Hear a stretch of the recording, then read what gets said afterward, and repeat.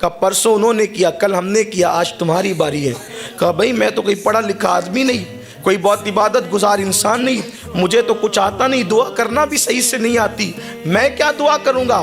کہا یا دعا کرو یا مرو، بھوکے رہنا ہے تو بھوکے رہو، یا تو اگر کھانا ہے تو دعا کرنی پڑے گی، مرتا کیا نہ کرتا۔ انہوں نے بھی مصلی بچھایا، 2 رکعت نماز پڑھی شیخ محمد لوٹے والے شاہ نے، اور اس کے بعد جب دعا کی تو ان دونوں کی دعا پر ایک ایک دسترخوان آیا تھا، لیکن انہوں نے دعا کی تو 2 دسترخوان آئے۔ وہ دونوں اقطاب حیران ہو گئے، کہا کہ آپ تو کہتے تھے کہ ہمیں کچھ نہیں آتا، آپ پڑھے لکھے نہیں ہیں، آپ کچھ نہیں جانتے، دعا کرنے کا ہنر بھی نہیں جانتے، آپ کی بات پر 2 دسترخوان کیسے آیا؟ تو کہا کہ واقعی میں کچھ نہیں جانتا تھا، لیکن جب تم نے مجبور کیا یا بھوکے مرو یا دعا کرو، جب جان پہ بنائی تو پھر میں نے بس اتنا کہا، اے اللہ مجھے تو کچھ نہیں آتا۔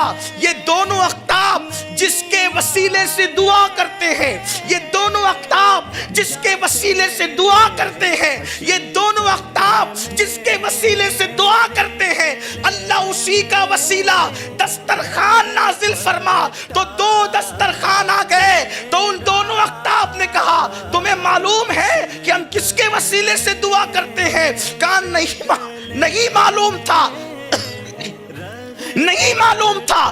تبھی تو کہا کہ یہ جس کے وسیلے سے دعا کرتے ہیں اسی کے صدقے میں خوان نازل فرما۔ تو دونوں اقطاب نے کہا آج سن لو کس کے وسیلے سے دعا کرتے ہیں۔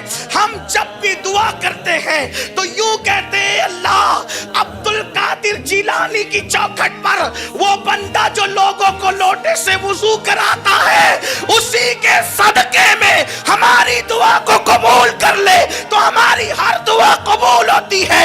ان کو وجد آ گیا، کپڑے پھاڑ لیے، کہا کہ میں تو سمجھ ہی نہیں سکا کہ غوث پاک کی چوکھٹ پر مجھے مرتبہ کیا ملا، اور کہتے مجھے پہچانتے ہو میں کون ہوں؟ کون ہوں میں؟ کہا وہی لوٹے والا تو میں بھی ہوں، میں ہی وہ لوٹے والا ہوں جس کے وسیلے سے تم دعا کرتے، جس کی چوکھٹ پر بے ہنر بیٹھے تو قطب ان کے وسیلے سے دعا کریں، جس کی چوکھٹ کے بے ہنروں کی یہ شان ہے تو عبد القادر جیلانی کی شان کا عالم کیا ہو؟